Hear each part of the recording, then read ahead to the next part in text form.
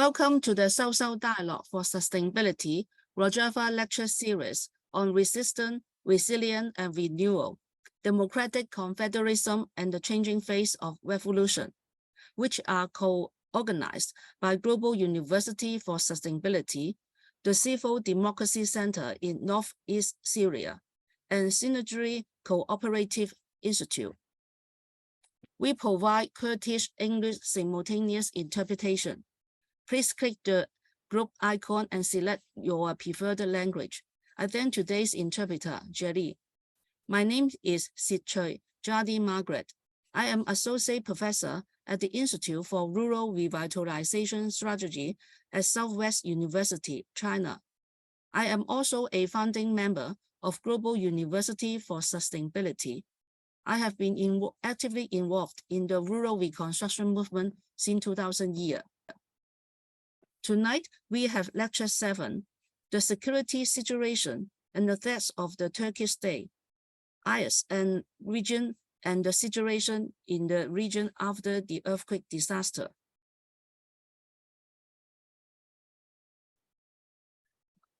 It is our great honor to invite our lecturer for today's lecture, Bedran Çiya Kurd, who is the co-chair of the Foreign Relations Department in the Executive Council of North and East Syria. So, please. First of all, hello everyone, and thank you for the opportunity, and thank you very much for the university and everybody else who put a great effort for this event. And I would like to salute everyone listening to us right now. We will talk about the situation in northern and eastern Syria in the shade of the Turkish atrocities and the threats, but also the terror threat and the social and humanitarian situation in the region. As everybody knows, the foundation of the autonomous administration in northern and eastern Syria happened in the middle of a chaos in the country that is going on in Syria. As a result of this chaos and the civil war, the people living in the area, in the region, they organized themselves and they founded this autonomous administration.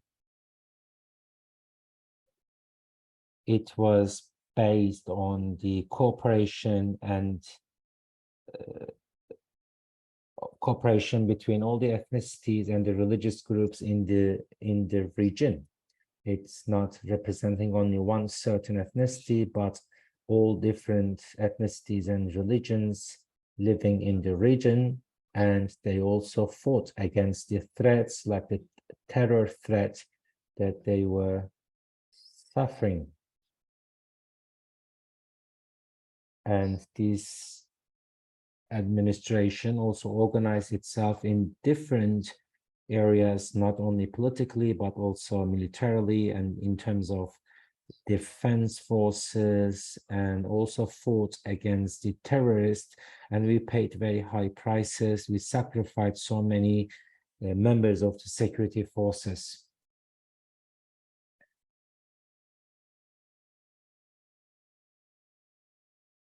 And the autonomous administration is not recognized, not only recognized in the international arena, but also considered as a threat by the neighboring countries, for example, Turkey.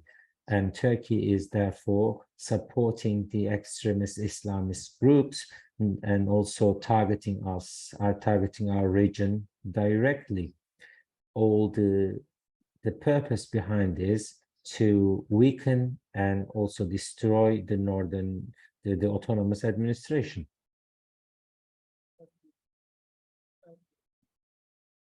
Because this autonomous administration is based on coexistence of all the different circles and elements of the society of the people living in the region.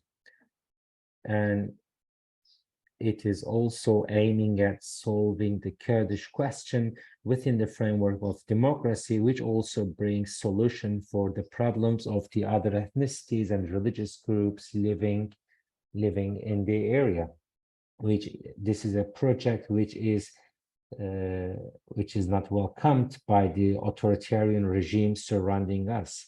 From the very beginning, since the foundation of the autonomous administration, Turkish regime is constantly targeting his autonomous administration, and they are continuing doing so. At the beginning, they were thinking that they would be able to destroy the autonomous administration within a couple of months, but it's been over a decade that we are resisting, and we are becoming successful in the face of all those attacks. And the level of threats coming from Turkey is changing from time to time. And as you know, at the beginning of the Syrian crisis, the so-called opposition, armed opposition, they were gathered under the umbrella of political Islam. And they were the extremist Islamists, they were jihadis and different groups. And they were more or less somehow related to the Muslim Brothers. And they were all gathered around political Islam. And from the very first day, Turkey and also some other regional countries such as Qatar are supporting these groups. And with the Islamic ideology, they have been hostile against this project of ours, which is based on coexistence and mutual respect to all the diversities. And they also have they have different problems within themselves, and because their ideology is only based on political Islam and Salafism, and they don't bring any solution neither to the Kurdish problem nor the problem of other diversities living in the region. They were aiming at founding a monist state based on Sunni Islam and Arab nationalism. Therefore, from the very first day, we are being targeted by these Islamist groups in Afrin, in Aleppo, in 2016 and later on, and many places were targeted by these groups supported, backed by Turkey. But thanks to the strong solidarity and cooperation among the diversities or diverse groups living in the region, they failed to destroy the autonomous administration. And later, these groups found themselves in a crisis.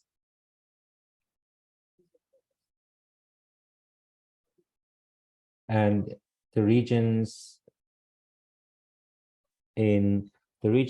around Azaz, which is placed between Afrin and Kobani, is occupied by these forces.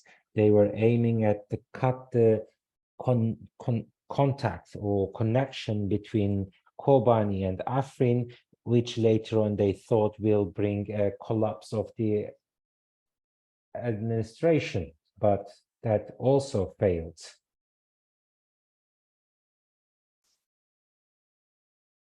And in 2018, they had their military operation as a result of the resolutions came out the Astana meetings, Russians put pressure on our administration to leave Afrin to the regime forces, which was not declined. And eventually they led Turkey to occupy Afrin region and bring the Islamist groups, which also caused a humanitarian crisis. More than 350,000 people of Afrin, they were displaced, and majority of them are still living in IDP camps in Shehpa, and some of them also left for Europe or Lebanon or other neighboring countries. It was a humanitarian tragedy. And day by day, they are implementing a genocide in Afrin since the occupation. Since the occupation started, 6,000 people have been kidnapped by these Islamist groups, and 2,000 of them, nobody knows about their fate. What happened to them is unknown. Thousands of the olive trees were cut, were destroyed or torched, and historical sites were also targeted. And the Yazidi people living in Afrin, they are also holy temples and holy places were also targeted by the Islamists, and they also force the Yazidis to convert to Islam. And in Afrin, this is a genocide that taking place on daily basis. They are confiscating the property of people, they are killing people, kidnapping them, and destroying everything belong to the culture of the people. This is an obvious genocide implemented by the Turkish government and the Islamist groups backed by Turkey. Their aim is the change of demography in the region. They want to delete the Kurdish identity of the city. And now Turkish authorities are talking about returning 1 million Syrian refugees and resettling them in Afrin region. So, and already now there are 100,000 of Syrian refugees returned or deported to Afrin, and now they started building some settlements, just the way that it is done in Israel. Now Turkey is building settlements in the area where they will resettle the Arab Syrians. And this project is financed by Qatar and implemented by Turkey. So it is a source of concern about the demography. And after the occupation of Afrin, Turkey extended its operation, and this time into 2019, they occupied Serikani and Gresipi, where the actually American soldiers were based. But once they withdrew, then the Turkish forces and the Islamists entered the city and occupied them, and the 100,000s of the local people had to flee, and currently they are living in Raqqa, in Jazira region, in Hasaka. They are now living in IDP camps. And this very similar incidents are also taking place in Grespi and Serikani. The temples are being destroyed, the property of the people are being taken away, and people are being kidnapped for ransom and whatsoever. This is also a part of the Turkish plan. because Turkey was aiming at establishing a corridor along the Turkish-Syrian border, which is around 800 kilometers. It would be so-called security corridor. It will be like 30 kilometers deep. But Turkey is using as a pretext to change the demography and identity of the region. So Turkey is aiming at cleansing the Rojava region from Kurds and Christians, Assyrians, and all the other ethnicities living there.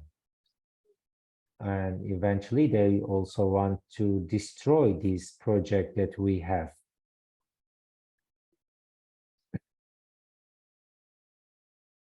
And Turkey uses an excuse. It always says that they consider the existence of autonomous administration as a threat for the Turkish national security, and using this excuse to destroy and attack the region. But these threats that they are claiming are baseless.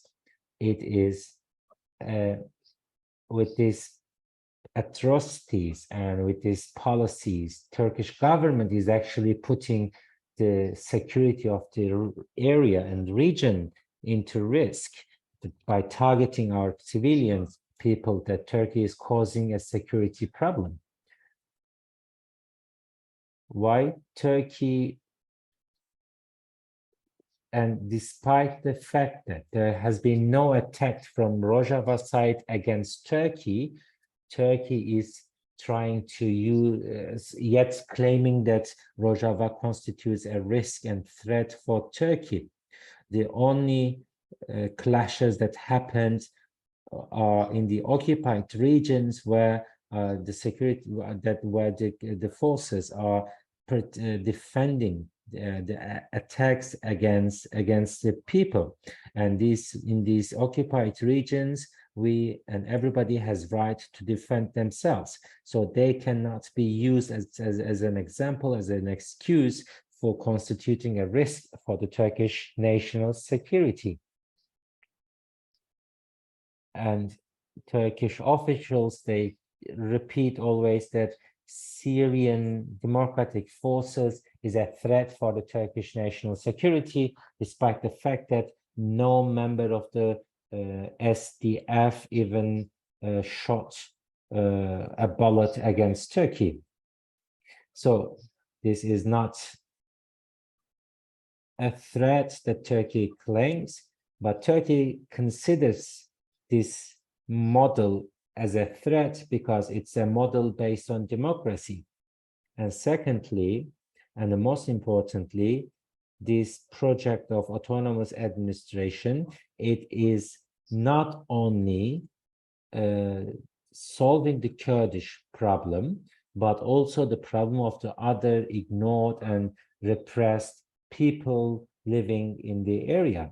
So Turkey considers this solution of Kurdish problem within the framework of the autonomous administration as a risk, as a threat for its own security, and Turkey will never accept it because the mentality of the Turkish government and even the foundation of the Turkish state is based on not solving the Kurdish problem, because the mentality of the Turkish state is based on the Turkish nationalism and Turkish racism. It is aiming at a monist population, talking about one state, one language, one religion, and one flag. Anyone who do not fit within that monist approach considered as a threat. So we here offer a solution for the Kurdish problem within the Syrian borders it makes Turkey to be concerned. Turkey, because we have 800 kilometers border with Turkey. Because at the beginning, when the Turkish government, Turkish Republic was found, that Turkish authorities promised that it will be a state, a republic belong to the Kurds and the Turks. But once the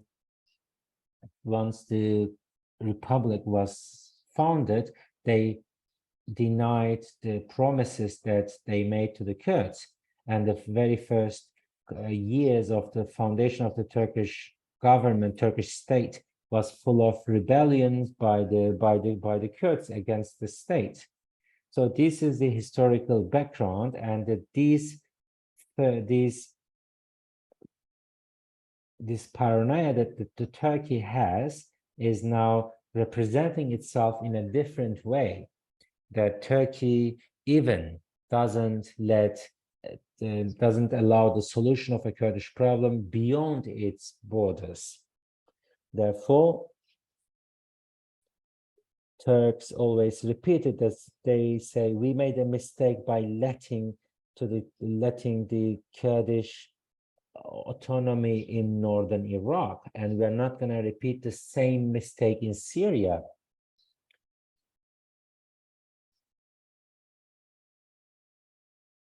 So Turkey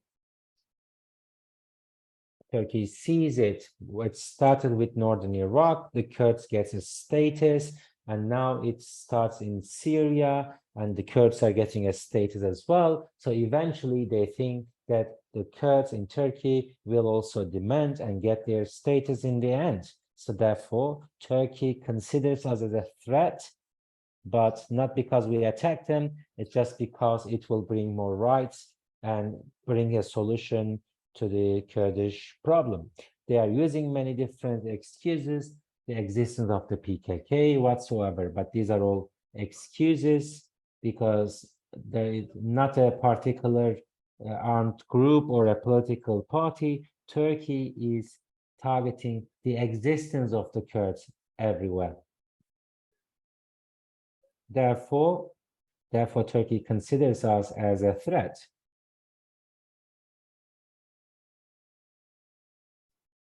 So, and Turkey's all foreign policy is based on this fact.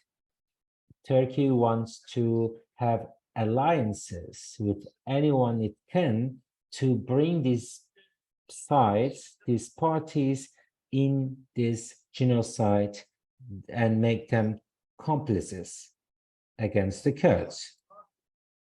It's cooperating with NATO members or the European countries. When they want to cooperate with Turkey, the very first condition is that they have to support the Turkish war against the Kurds. When Turkey wants to have an alliance with the Arab countries, the first condition is the same. You have to support me in my fight, in my war against Kurds. The same thing applies for the alliances in Iran, was the same. And recently, when Turkey wants to get in touch with Damascus and re-establish their connections or relationship, the same thing applies here. You have to support us in our war against the Kurds. So this is an obvious reality that Turkish government, Turkish state is establishing its foreign policy and diplomacy on. Same relationship it has together with Russia or with the international coalition. And therefore, Turkey is always looking for a green light from the US to start attacking the region. So Turkey is trying to extend the occupied regions, and with the support from the different international forces, because Turkey considers the existence of Kurds and anything that resembling the Kurds and their status is considered to be as a threat. And Turkey also has this doctrine of misak-ı milli, which are the national borders and that they always claim that some of part of the Turkey remains out of the Turkish borders, but they belong to Turkey. So these regions also includes northern Syria and some parts of northern Iraq and some other places in Balkans whatsoever. So Turkey uses all its power to develop these bilateral or multilateral relationship with other countries in order to implement its dream of establishing or reaching the Misak-ı Milli, the national borders. And this is also, and Turkey is also cooperating with many different countries like the US or the Russians. Of course, their benefits or interests, they not collide every time, but yet in certain topics they can still make compromises in the sake of getting their support in certain areas. Sure.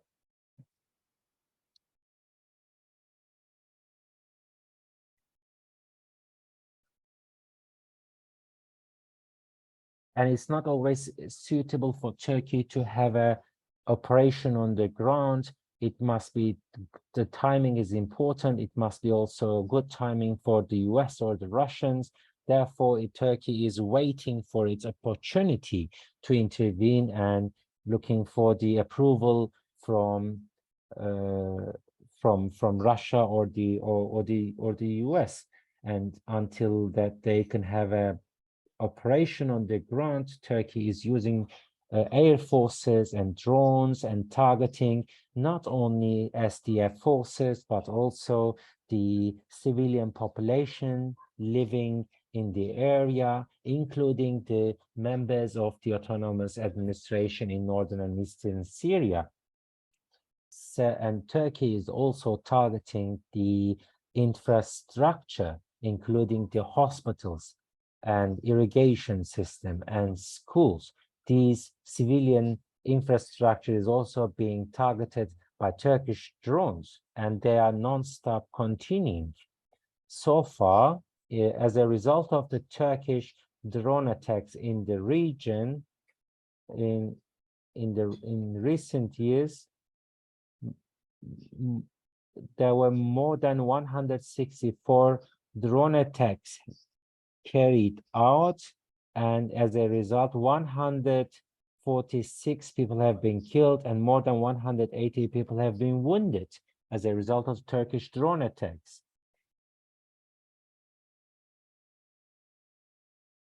This is also, Turkey is also targeting the stability in the region, targeting the civil infrastructure to force people to move and go other places. So Turkey's atrocities are actually should be seen within the framework of a strategy that depopulized the region, make the Kurds and other unwanted ethnicities leave the country, and open the way for the Turkish occupation.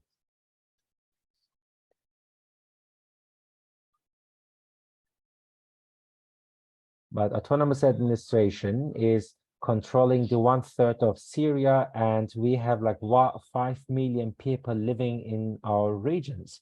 So it's a result of the Turkish attacks.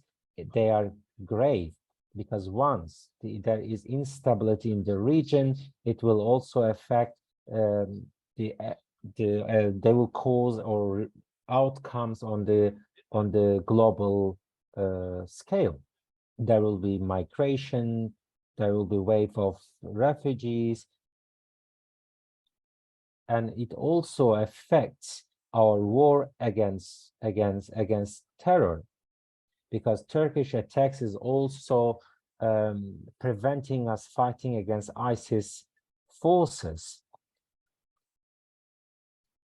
So it is an important topic that we need to bring in the agenda. Turkey is also trying to decapacitate our fighting forces capacitate us to fight against ISIS, because the instability serves the Turkish interest, because our project is a project not only for Syria, but for the entire Middle East. But it is seen in the eyes of the Turkish state as a threat for the region. Another topic, the second threat that we face in the area, in the region, is also the Syrian regime, the Damascus regime, their attempts and their activities against the autonomous administration, because Syrian regime is like the Turkish regime, is based on one single idea, Arab nationalism, and they are not being constructive. They are avoiding any attempts of solution and rejecting and imposing the former regime structure on us.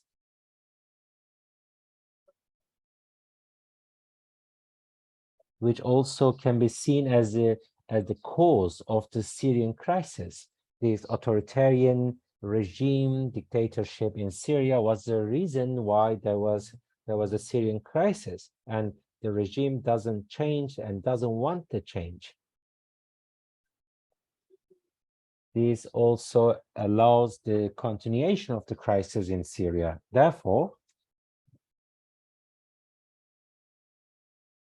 all the problems taking place in Syria is also allowing or enabling all these extremist groups to get stronger, because the longer the regime rejects to change, it provides a ground for the extremist Islamists such as Al-Qaeda and also ISIS to get stronger and recruit more people. And we know the Syrian crisis also affects Europe and all the rest of the world. But with the migration wave, it also threatens the stability in different countries.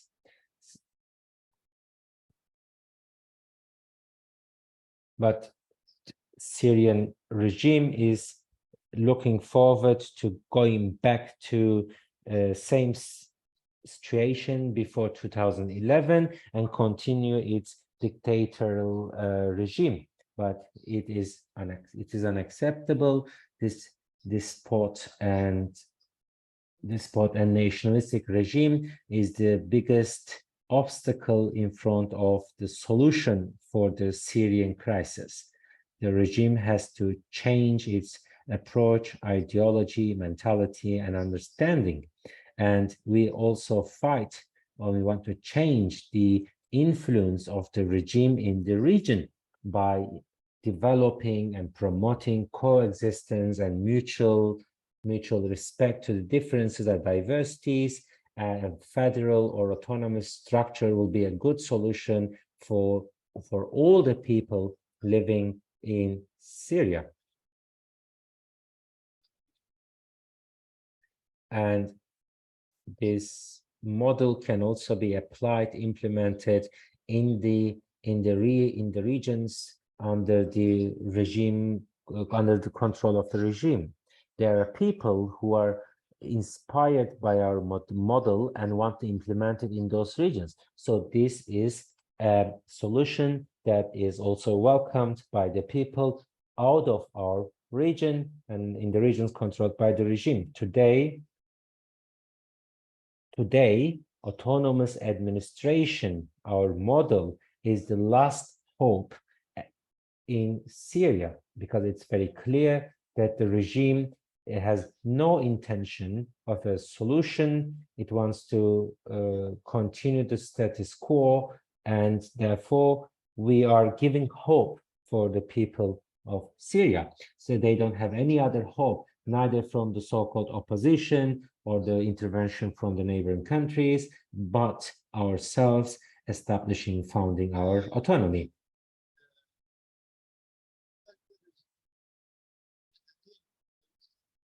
we had, despite the fact that we had several attempts and meetings and contact with the regime for the solution, but they all remained unsolved, and we couldn't reach an agreement to bring a solution because the regime doesn't want to change and it imposes its own situation, and they impose us, they force us to give up our autonomy. But this is our red line. Our autonomy is our red line, so we will never give up on autonomy, so it is not possible to give it up or abandon the autonomy. Another thing, another threat that we face are the extremist groups like ISIS, Daesh. And ISIS is reviving and reorganizing itself in the form of these sleeping cells. And when they have the opportunity, they carry out attacks. Everybody knows that. Spring 2019, Bahos was the last enclave in the hands of ISIS, and it was liberated by SDF, and as a result, ISIS was militarily and territorial-wise defeated, and the so-called Islamic State was destroyed in Bahos with SDF and in cooperation with the international coalition. But after that, until 2020, ISIS attempted to reorganize itself, because after 2020, ISIS was in a shock, of course. After surviving the shock, they wanted to organize themselves. So with 2021, after 2021, they started organize themselves, and they had their sleeping cells in the liberated areas like Deir ez-Zor, Raqqa, or in the refugee camps. They organized themselves, and since then they carried out several attacks against the people, civilian population, against the international coalition, against the security forces or SDF forces. So they're all being targeted by the cells of ISIS. And the intensity of these kind of attacks is intensifying since then. In numbers, in the scale, they are getting bigger and more effective. But 2022, more than 113 military operations carried out against ISIS in Deir ez-Zor and Raqqa. As a result of these operations, 267 emirs, or the head of ISIS groups, were arrested. And in 2022, there was a big organized attack against the Sina prison in Hasake. As a result, 367 persons died. ISIS wanted to help its members who are kept in Sina prison to escape.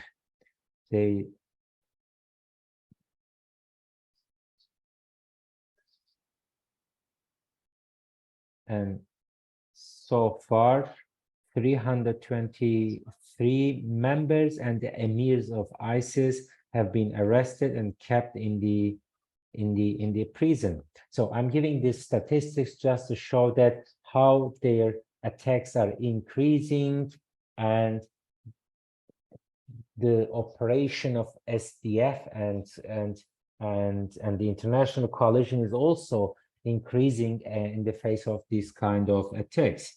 So this is a very clear indicator that ISIS is still alive. And this also shows us that the regional forces are supporting ISIS. And in certain areas, these kind of cells are being organized and used.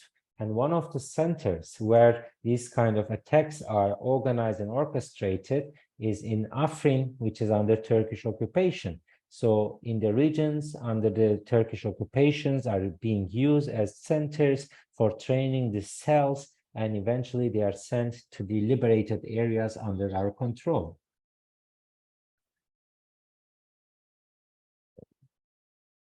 We have more than 1,000 ISIS members kept in prisons, and also around 45,000 family members of ISIS are also kept in the camps, which also is a big threat for the stability and security of our region.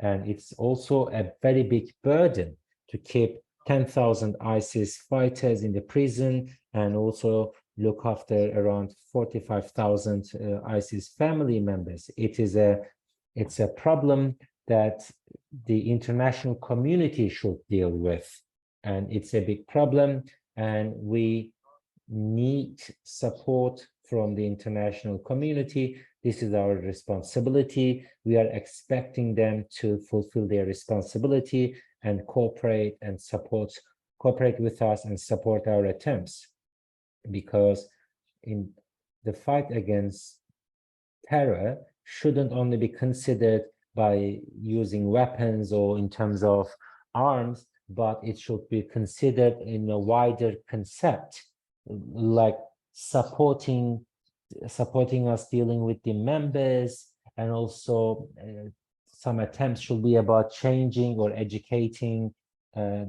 changing the mentality of the people who have been brainwashed by ISIS, or there should be some economic or financial support for facilities to rehabilitate these people.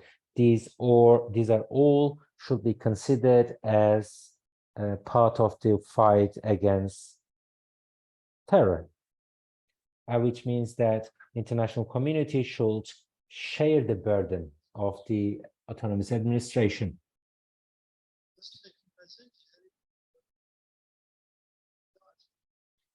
Most of the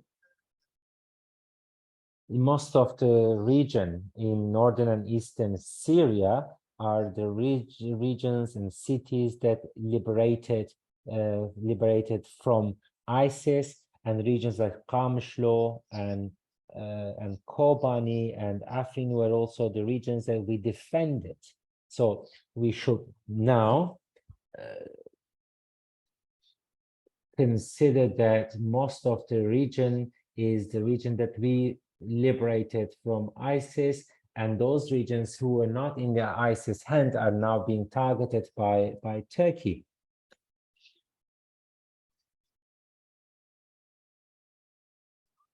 And the living conditions for the people in these regions are very, very difficult for the people. We are actually surrounded and we are under an embargo. Our borders with Iraq are shut down. In the north is Turkey, and in the south we are surrounded by the regime forces. So we cannot get any humanitarian aid from anyone. And in February, when there was also this big earthquake,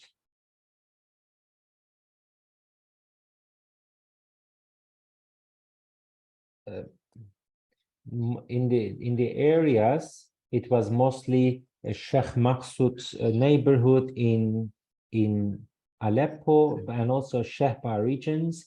They were the most affected areas. There were so many people who died and the houses were destroyed, and some of them are not inhabitable anymore. And around 3,000 families, they had to leave the neighborhood and then went to the refugee camps. And these regions, people suffered a lot because the regions that I'm talking about were also suffering a lot because of the ongoing war, and then the earthquake came, and most of the people who were affected among these 3,000 people who were living in Aleppo were actually the IDPs and refugees from Afrin who had to flee after the Turkish occupation, and because of the earthquake, they were also forced to move again. So the conditions, the infrastructure is not enough. We are under embargo. We cannot get anything from abroad or out of country. And as with the limited capabilities we have, we are trying our best and non-stop working to provide the people with their needs with the limited resources we have.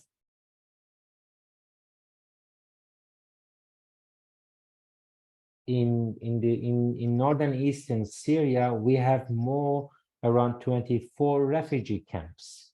These are the people who flow from Afrin or Serekaniye, Grespi, and we also have camps where we keep the ISIS family members, and all these, and around 40,000 families are living in those camps. So it's around 200,000 people are living in the camps, and around 1 million IDPs or refugees that we welcomed in our region. So these are all our responsibility, and we are trying to do our best with the limited resources we have. But we say it is not only our responsibility, but it is also responsibility of the concerned state and international coalition.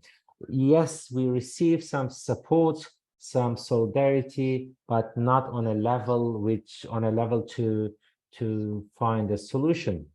Our burden is very heavy, and we are looking forward to support from the international community to share this burden with us, because it's beyond our capabilities.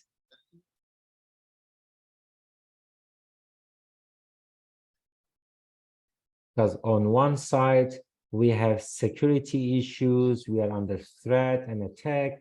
On the other hand, the economical situation and humanitarian situation is catastrophic. These are the two main problems and obstacles we have in front of us to deal with. Therefore, we repeat our call for the international community to support us.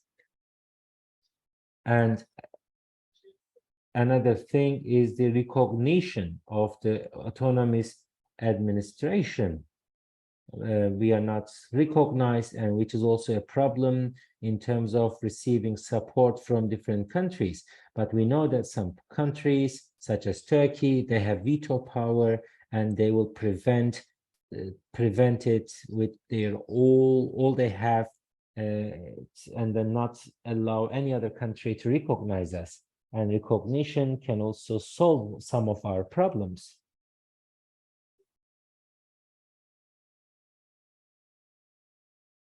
So this is the general picture in our region. That's how people are living. I wanted to mention these main obstacles, main problems that we are dealing with.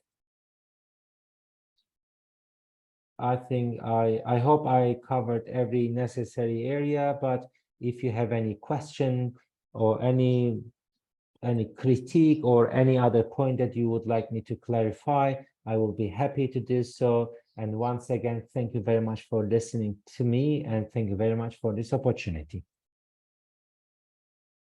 Thank you so much, Bedran, for presenting us with this very dire.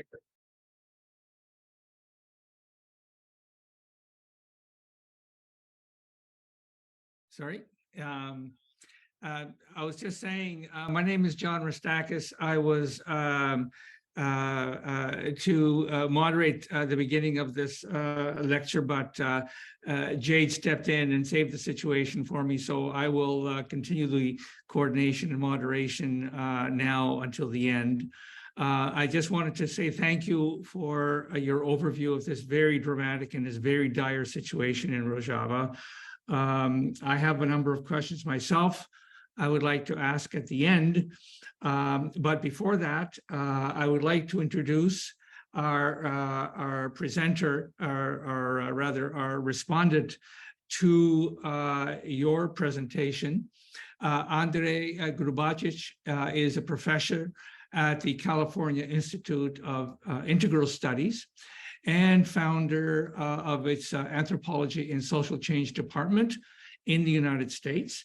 And we have invited Andrei to offer his own comments and reflections on your presentation. So Andrei, if you're with us, please share us your reflections and comments when you're ready.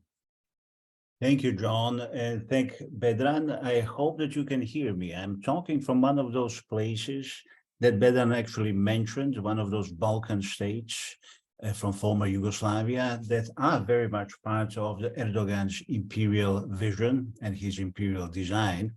However, there is not much conversation here, of course, about what is happening in Rojava, what is happening in Turkey at the moment.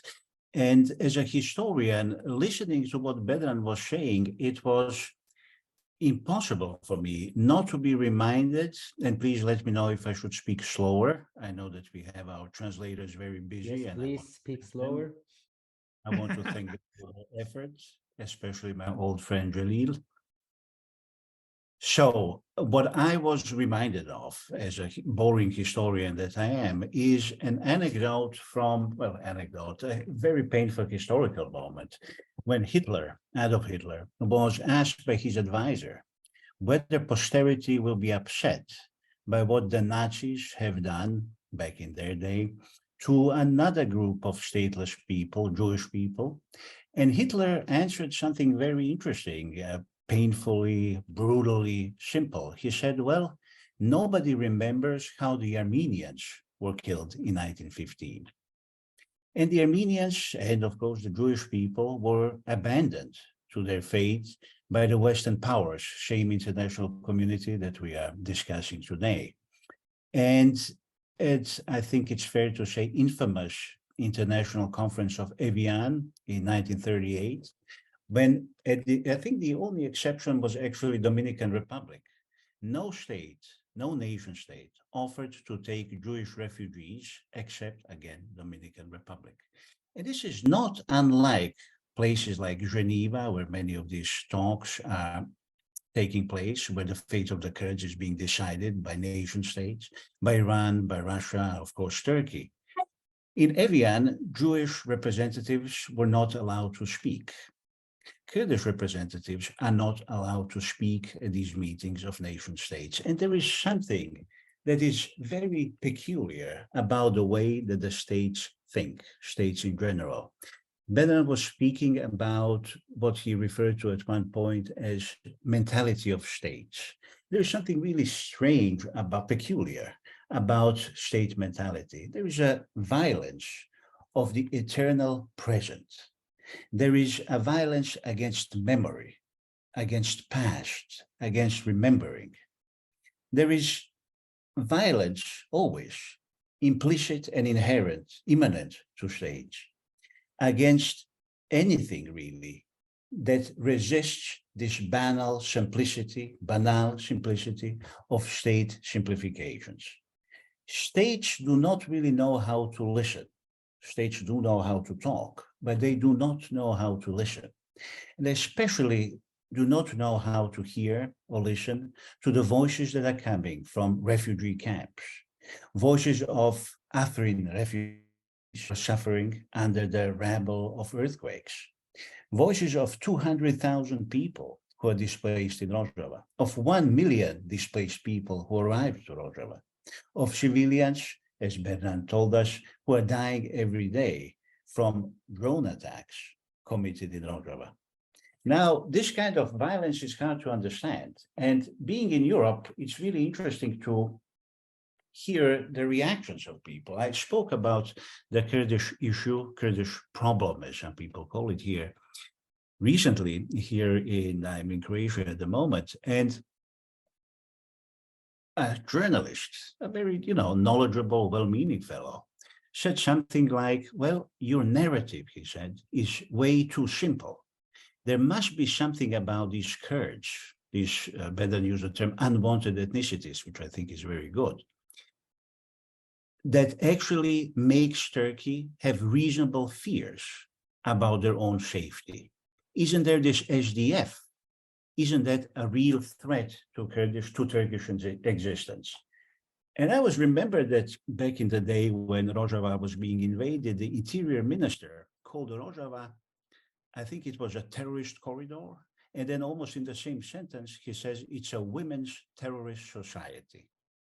It's really interesting. I responded to this fellow, this well-meaning journalist. I actually went to Rojava. I went to Kamishlo.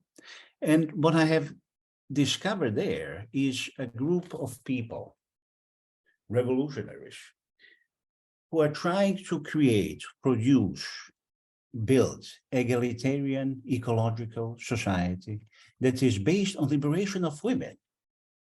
And with all of its imperfections, of course, this Kurdish experiment that I've seen, that I've got to know, sought to create a society that is built on democratic practices, on liberation of women, on ecological sustainability. Now, is this terrorism? Is this really a threat to Turkish society and Turkish states? Well, I would say yes, it is a threat to Turkish state. And the Turks are, the Turkish state is right to be afraid. This is a model of a society that is built on completely different basis than any of its surrounding states. We are talking about two states, probably more states in the neighborhood, who are trying to offer a political Islam that I was talking about, impose it in the language of the states as something that is perfectly understandable, intelligible from their perspective. But what they are really afraid of, and I'm not going to speak long because I think that everything has already been said, but I just want to say something and perhaps emphasize something that Bedran already said, namely, they're afraid of the idea of democratic nation. They're afraid of the idea of possibility of many ethnicities, different cultures, participating in an alternative to the nation-state model that is built on an actual diversity of ethnicities and culture, based on a completely different notion of territory, completely different notion of homeland, and completely different notion of belonging within the framework of democratic confederalism, which in itself, as democratic autonomy, is built on a completely different foundations than the nation state. The idea of, and this is perhaps the only place where I would slightly disagree with Bedran, yes, this is an alternative model for the region, but not only for the region. I think democratic confederalism should be thought as world confederalism. And we need to start building confederal models in places like the one that I'm speaking from. We have a place here called Kosovo that I'm sure that you're familiar with, that where Balkan federalist traditions were completely obliterated in an ethnic war between the Serbs and Albanians. And the only solution here that actually makes sense is the one of democratic autonomy. And the only solution here that makes sense in the region where I'm coming from, the Balkans, is federalism. And the Balkans has a very rich tradition of federalism that was destroyed, but never quite and never completely, both by the Ottoman imperialists and by the logic of modern nation states and ethnicities that was created and imposed in late 19th and early 20th century to the newly liberated spaces. So I would like to say, yes, absolutely. Let's talk to the international community. Let's try to do as much as we can. But let's be careful when we think about the states, because it is in their nature, in their very mentality, not to know how to listen, to always simplify as much as it is possible in the most brutal way possible. And we are not going to be able to change the mentality of the states. What we are going to be able to do, hopefully, and we have all of us have to try, is to try to promote the model of Rojava, to prevent, to of course, defend Rojava, but also to promote Rojava, to bring Rojava wherever we go, and to create this idea that is one of the most beautiful political ideas of 20th and certainly of 21st century, of democratic confederalism, and make it be a regional alternative, but also a global alternative to the world of nation states. We are running out of time, and I don't think that we have more time to waste that we can afford, of course, on nation states and other political models that belong to the history and to, I think, the past of humanity. So I will stop here, and I will invite, of course, John and everybody else to join us with questions. And I would like to thank again Bedran for a wonderful presentation. I'm very, very happy to have been able to hear the presentation and to offer these few very simple thoughts. Sorry, I have my screen off to the side so I can also view the comments.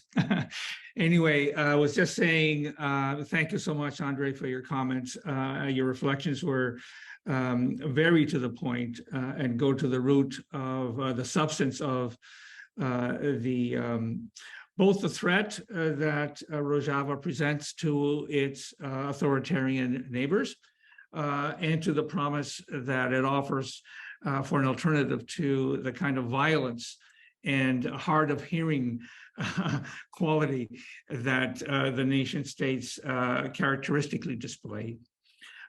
Before I share any of my questions, I would like to, first of all, invite any of the other panelists or the participants to share any questions that they have and post them in our chat.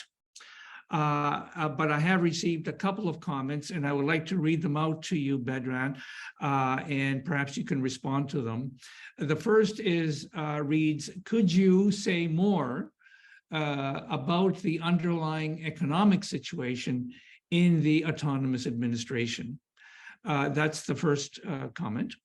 And the second reads, I was wondering if you could say more about the water crisis, both due to blocking water in the Euphrates and the stopping of the Aluk power station.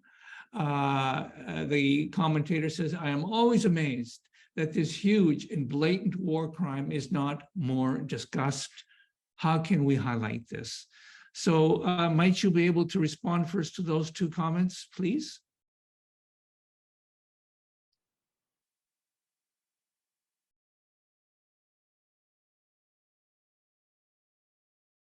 Thank you very much for Andre and also for the questions. And that's true. Today, the problems, the obstacles that we suffer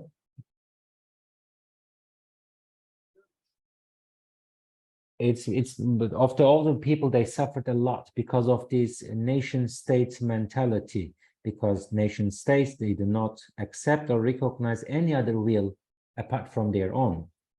So everything has to be under their control. It has to be very centralistic, and all this suffer that we have here, all the pain that we have here is the result of the nation states and their politics. But they expired now. Nation states are expired, and we need different models and different structures. And our autonomous administration is the alternative to the expired nation state structure. As we said, Turkish nation state, Turkish regime, in every way is targeting us, targeting or fighting against us in every possible way. Organizing, supporting the Islamist extremists, supporting ISIS, and also bringing an economical embargo. And at last, they also used water and water cuts as weapons against the people in the region. Everybody knows that the Euphrates River, it's like a vein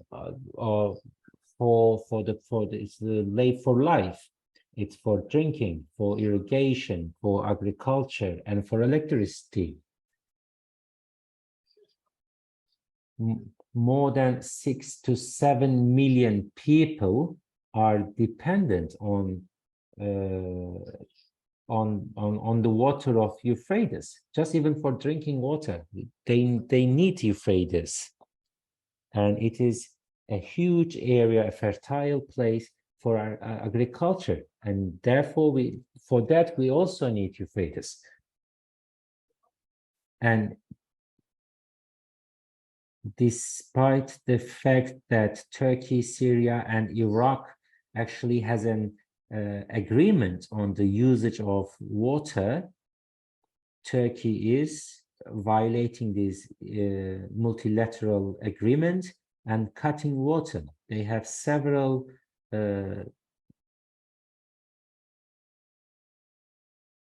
water dams on Euphrates and cutting the water arbitrarily or just to use as weapon and convince the neighboring countries. The water is let very rarely, and it's not enough to produce electricity with this water. So if you don't have electricity, you cannot use the pumps to send the drinking water to the irrigation system within the cities. So it also affects the agriculture, that nobody can plant anything, they cannot harvest and nothing. And in addition, in recent years, we had a drought. We didn't have any rains in the region, and we were very much dependent on Euphrates water. And the drought also affects the agriculture, the food sources, and the security of food is at risk now. This is a very serious problem that people are facing. So this is a direct weapon used against us, against the people in the region. And also stopping the Alok station is also known. It's a water pump station that's serving around 800,000 people, and that station is now stopped altogether. The Islamist mobs that's backed by Turkey, they are not operating the water station. They want ransom. They want, if they have some political demands, to let it operate. And even some refugee camps around Hasake, and they are also depending on the water coming from Alok station. So not only the people living in the city, but also hundreds of thousands of people living in the refugee camps are suffering. And we, as the autonomous administration, we have tankers. We try to deliver water with tankers, but it's not that it will be enough. It also brings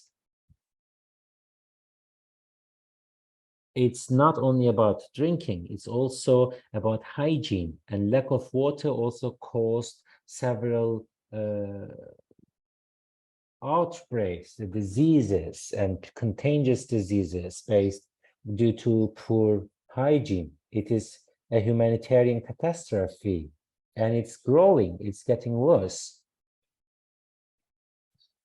So through the international organizations, United Nations, we informed them, we urged them, we are in contact with them, and the concerned states, the concerned international organizations, US, and they cannot do anything either. Their hands are tied. And in terms of the economical situation in the area, our region, it's an agricultural area. It's mostly based on agriculture, our economy. The 60% of the agricultural products of Syria is provided by our region. And as you know, Afrin is also very famous with its olive, and also so the main source of income of the people was agriculture. So it is like cereals, it's olives, and also cotton. But as I said, since the beginning of the crisis, agriculture suffered a lot because of several reasons. One, for agriculture, you need water, and you also need gas. You need gas for your tractors, and you need also fertilizers. And there are no fertilizers. And then even afterward, if you want to, because everything is centralized in Syria, everything is in the center of the country, in the hands of the regime. So not only the politics or the country was centralized, even the economy was centralized. Everything is gathered in the center of the country. So once the crisis started, we didn't get any gas, we didn't get any fertilizers, we couldn't get any seed. So the level of agriculture went down. And in recent years, because of the drought, lack of rain, it worsened the situation. We also have different projects, but they are not long-term. They cannot provide long-term solutions. These projects will be for maybe the next couple of years, but then we need something else. It is all, these are the measures that we take on just for the survival. And so the situation in the agriculture also affects the husbandry, because you need the food for the animals. If you cannot have agriculture, you cannot also feed your animals. So agriculture and husbandry, and they are very much affected, and then it also eventually affects the other parts of economy. But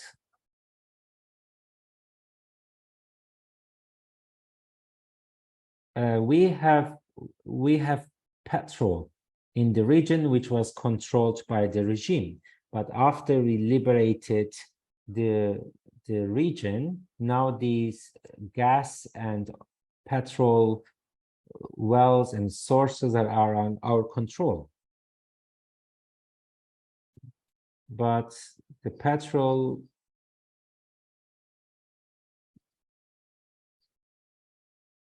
and the resources that we have is around like 80% of entire petrol of Syria.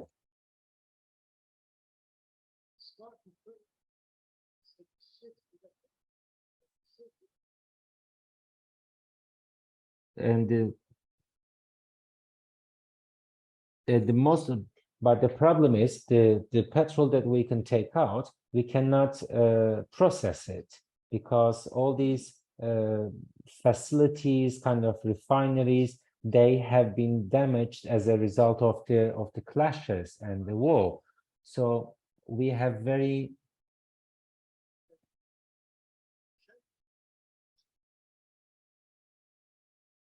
these wells that we can use or benefit only like 40% due to lack of refinery and the facilities.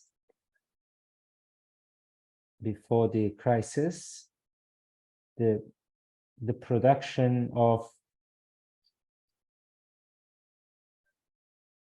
it used to be 440,000 barrels per day, and now it's only like and today is only 135,000 barrels.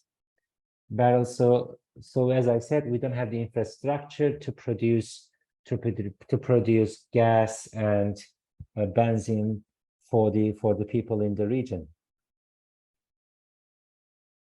because the problem is the processing and operating the petrol wells. It has to be a big company, but we don't have such companies, and we cannot invest in this. Although our region is exempted from the US sanction on Syria, we cannot get any international or any big company to operate these petrol wells. They are treating us as if we were under the sanctions, but as I said, we are extended by the US. So the big companies should be able to come, but they are not coming because of the security situation. And also, as I said, the nation state in Syria, they had this very centralistic political power, and the same model they applied to the economical system in the country. Despite the fact that our region is a very fertile region, we don't have any factories to process the product that is produced in the region. All the factories are in the center around Damascus, or the refinery that we have. The biggest refineries are in the central areas of the country. So they were just getting the product from these regions and processing them in the center, where the central state strongest. So this is even our suffrage because of the economic situation is also as a result of the centralistic structure of the nation state. That's what I can tell about this matter.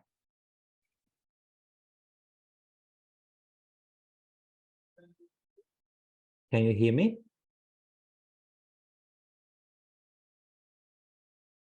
Yes, thank you so much for that response, Bedran.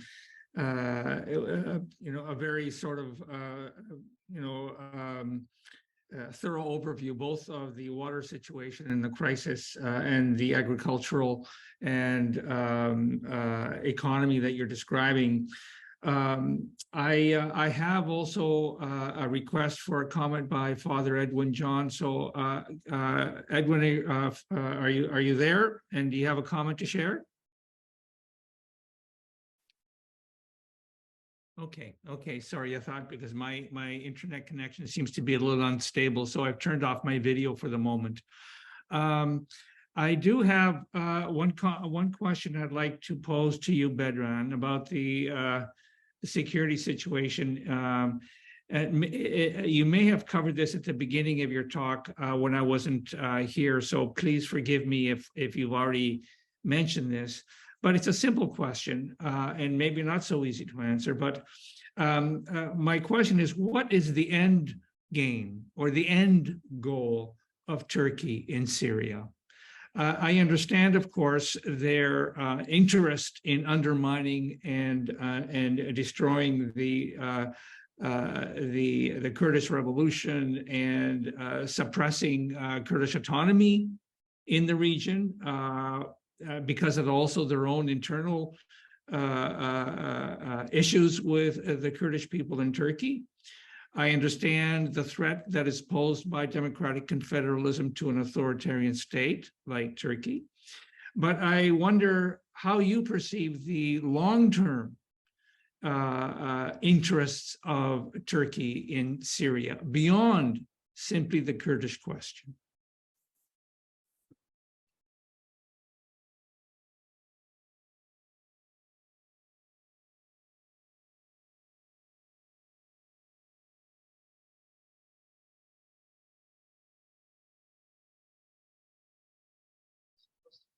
Thank you very much for the question.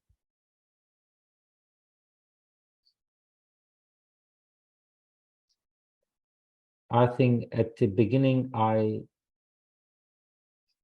we spoke about these matters, but what I would like to repeat and maybe elaborate it. There are certain aims of Turkey. Turkey has certain aims and goals in Syria, especially the current Turkish regime.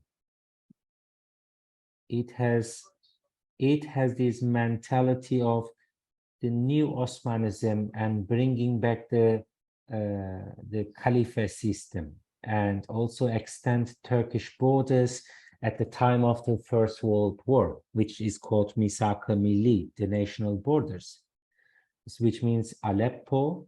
It is a very important trade center, and most of the traders are also in Turkey. Raqqa, Deir ez-Zor, in Iraq, Mosul and Kirkuk. These are the regions, these are the provinces should be in Turkish border. Turkey wants to control all these provinces to extend its borders as a strategy, but how it is possible, or the conjuncture, the political situation, or whether it allows or not, it's a different thing. But this is the aim, the ultimate goal of Turkey. There are regional forces, there are international forces who will prevent Turkey doing so. But therefore, Turkey always creates different excuses to extend its control. For example, Turkey uses Kurds as an excuse to occupy these territories. It is just an excuse. So by using these excuses, Turkey advances in the region. We see the regions under Turkish occupation. And also,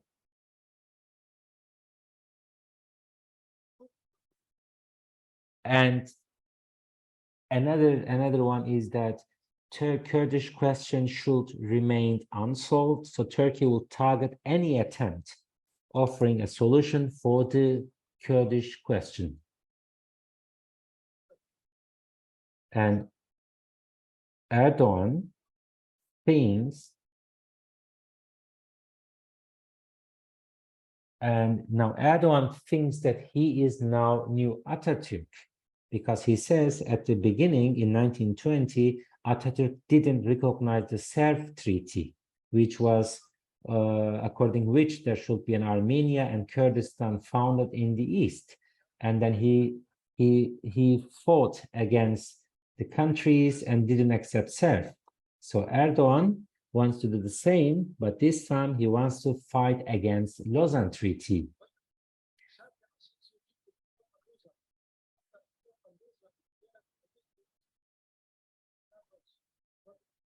But Atatürk was maybe not entirely happy with the Lausanne Treaty, but they signed it. And now today, Erdogan is talking about Lausanne. Lausanne is not actually representing our real borders, and Turkey is much bigger than Lausanne borders. and therefore Erdogan wants to modify the borders set by Lausanne and using Kurds as an excuse to do so. That's the mentality, that's the strategy. Another thing,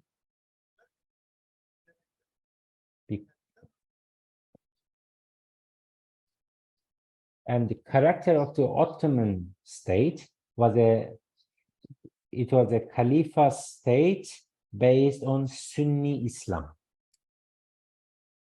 It was representing Sunni Islam, like against the Iran of Persia, of the Shah of Persia, of Iran. And today, AKP party, the ruling party, AK party, is trying to continue this representation of the Sunni Islam. That's how they want to get in touch with the Sunni Arab countries.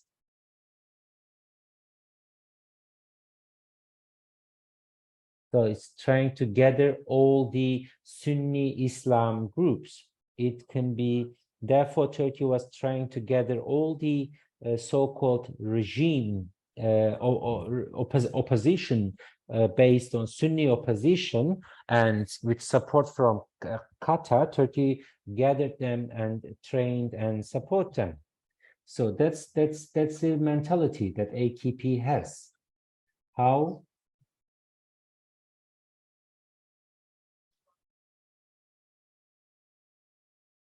They want to in the regions of Turkey, in northern Syria, they want to establish a Sunni Islam or Sunni Muslim states in Sunni Muslim control. There are practical steps. One of them is how they can purge the autonomous administration to repress Kurdish revolution, and the third, how they can establish a Sunni Islam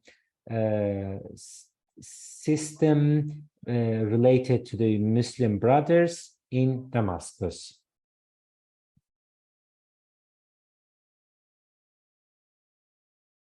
So Turkey is trying to revive its historical character against Iran by representing Sunni Islam. They want to do the same in Syria by reintroducing this Sunni Islam hegemony.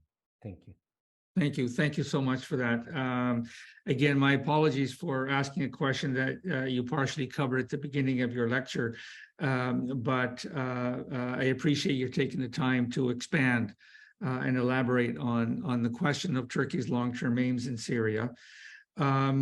So let me invite others who have any questions to pose them in the chat or to raise your hands, either to Andre for his comments or to Bedran. Are there any more questions that people would like to share? Because I have a question.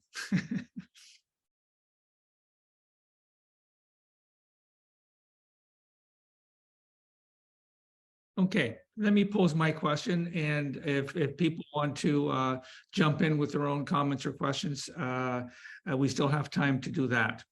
I was very interested in your description of the challenges affecting petrol production, and I was curious. How is the production of petrol in Northeast Syria currently organized? In other words, who owns the resources? How are they actually being manufactured? What is the role, for example, of the councils or the other organs of a political governance and organization in Northeast Syria in relation to the ownership, control, production, and marketing of the petrol that is being produced? I'm very interested in that, just from the point of view of a different understanding of how a community or a civil society can devise alternative ways of controlling and managing natural resources like petrol.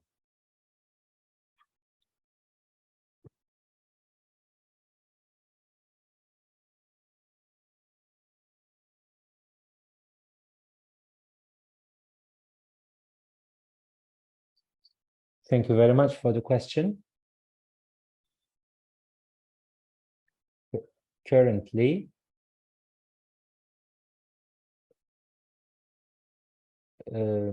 petrol and gas resources, they are liberated. Some of them are liberated from ISIS. Some of them were left or abandoned by the regime forces and taken over by our forces. And at the end, they are all under the control of the autonomous administration. And then now there is a company called Jazeera. That company,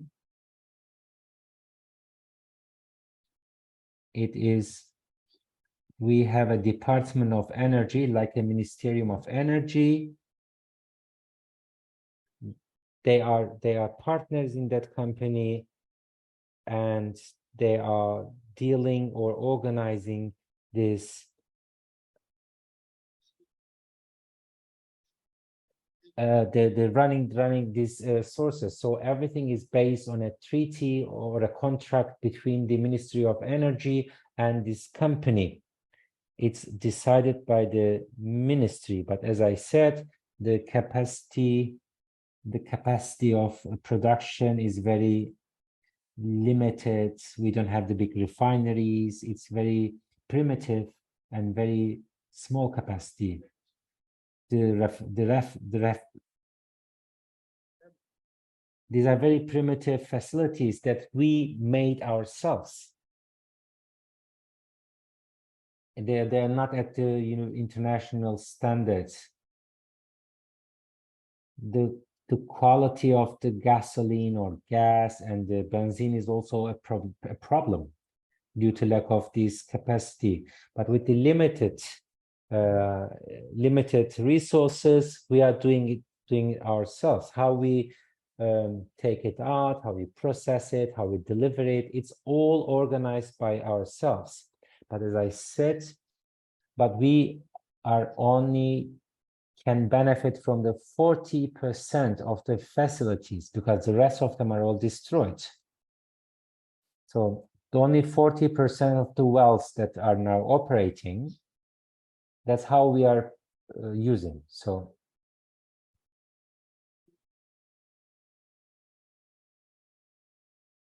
the petrol that is being taken out, a part of it,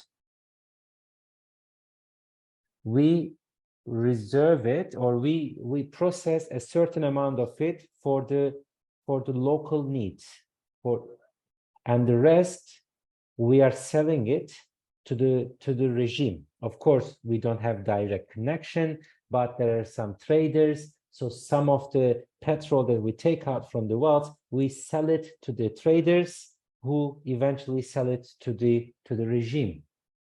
But the income, the entire income, comes to the budget of the autonomous administration.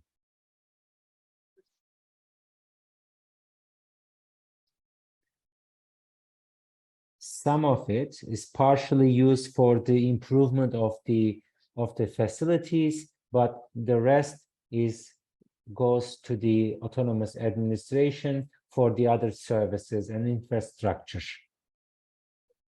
For the municipalities, for health, for the QASD, for the SDF, or for the schools or hospitals.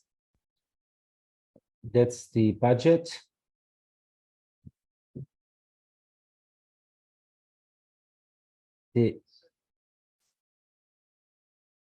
Almost the 75% of the income of the autonomous administration comes from the petrol revenues that we sell to the regime.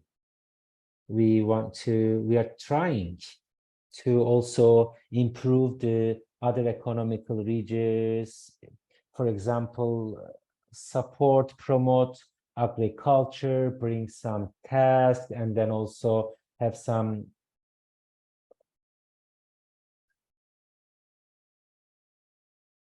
and also create or invest in different areas that create more jobs and the more income for the people. So we don't want to be so dependent on petrol, but we are using the income coming from petrol for different investments and in different infrastructures. Every year we are making progress. We have different researches, how we can develop the fertility in agriculture or the customs borders. It can be tests. So that year by year we are trying to improve the other sectors so that we will not be so dependent on petrol. So then we will use petrol and gas revenues just for the very big projects that we need for the infrastructure. And that's how it is today. I hope I could explain it, but if you have any further questions, please feel free to ask. Thank you. Yes, I found that very fascinating. Part of the reason I asked was because you mentioned that the large corporations, the petrol corporations, have no interest in coming and supporting the repair or the production of refineries for the petrol you have, even though North East Syria has been exempted from the sanctions. But in Canada, for example, the largest refiner of petrol in Western Canada is a cooperative, is Federated Cooperative. And I was just reflecting on whether there may be an interest on the part of Federated Cooperatives in looking at the situation of the petrol problems in northeast Syria, and whether there would be some possibility of an exchange of information or contacts with federated cooperatives in Canada on this subject. I only mention this because I know that the cooperative, federated cooperative system in Canada is a very successful refiner of petroleum products in Western Canada, and may provide an alternative option to the large industrial multinational capitalist petrol companies. That's why I raised that question. So I just wanted to share that with you. Maybe it's an opportunity, maybe not, but I thought it was worth considering, or at least raising, given the importance of petrol to the financial situation for the autonomous administration. I do have another question. It is, to what degree can Northeast Syria be said to have developed a non-capitalist economy that responds to people's needs rather than the demands of a profit? And the last question that has been posed is, how will the recent re-recognition of the Syrian regime by various Arab and other countries affect Rojava?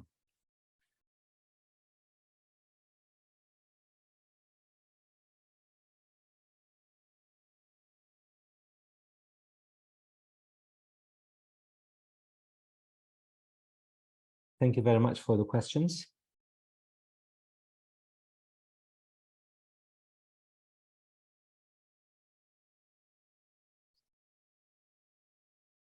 when we are talking about the democratic confederalism, we have this paradigm of the related to the economy. It's based on social economy. It's an environment-friendly economy, ecological economy. It's not based on profit. It's not based on, it's not like the other economic capitalist systems in the world.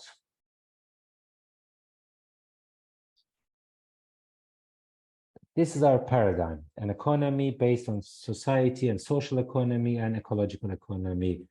And day by day, we are trying to implement it, and it's progressing. We have some sectors. We have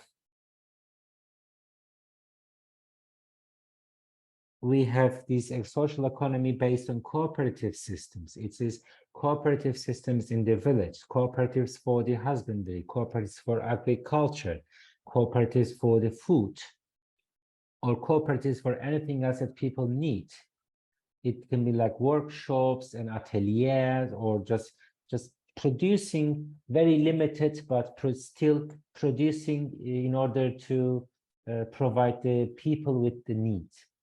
As we said, you need more time, more investment, and more infrastructure to be able to produce more and more different various products. And the resources, the possibilities are very limited.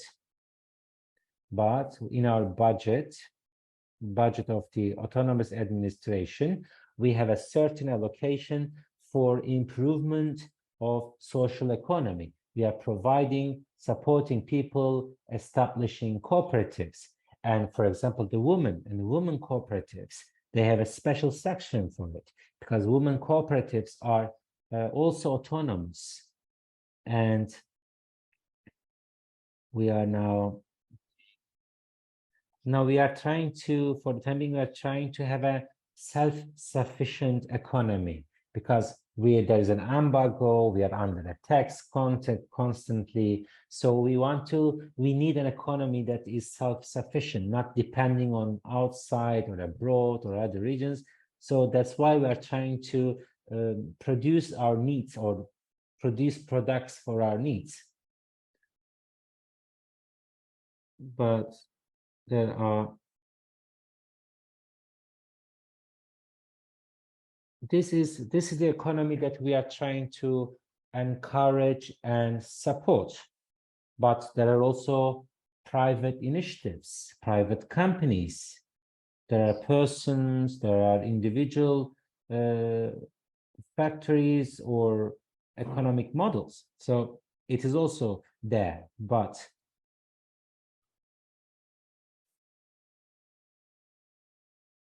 what we do is that by producing our own products, we prevent monopoly.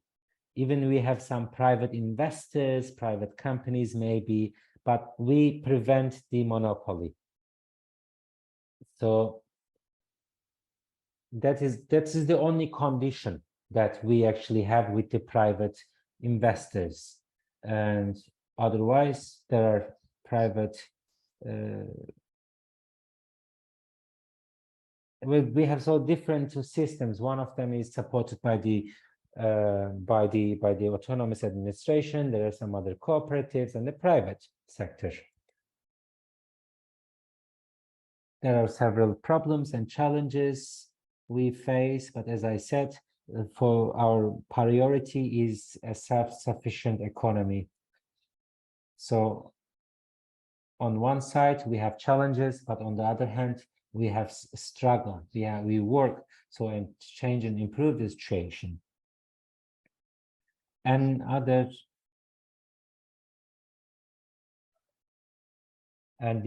recognition of the Syrian regime by the Arab League,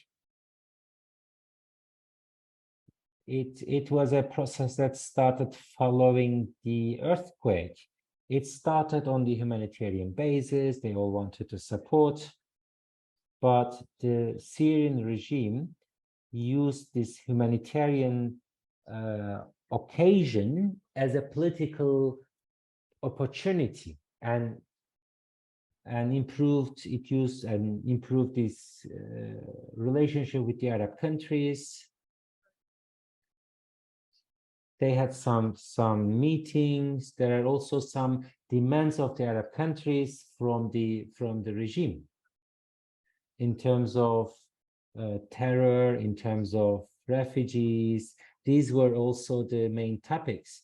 The Arab countries, they have demands from Damascus because they also suffer because of the refugees, because of the terror, also affects or the weapon trafficking, because the weapons are going to Arab countries through Syria.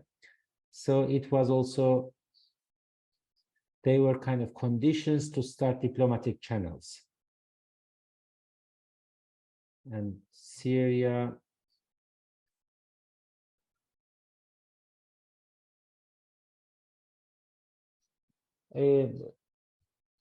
Assad regime just wanted to use this opportunity and invite the Arab investors to come and start a business in Syria.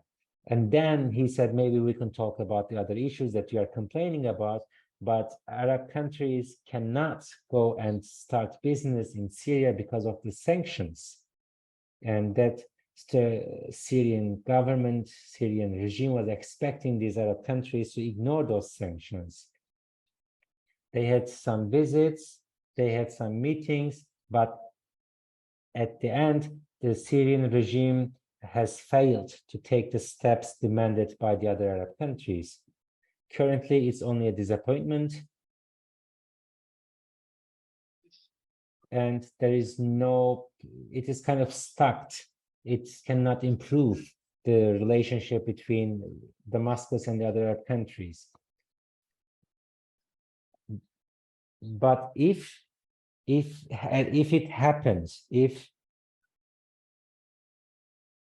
they had if it worked and the Arab countries had a better relationship with the regime, it could have had some negative effects on the northern eastern Syria. Although we are not having very close relationships with other Arab countries, yet we have some contact, some relationships. But if that had happened, that regime could have prevented any contact with us. And even some of the Arab countries, they are very neutral towards us. They could have had a negative approach against us if they had an agreement with the Syrian regime. It could have created more problem. But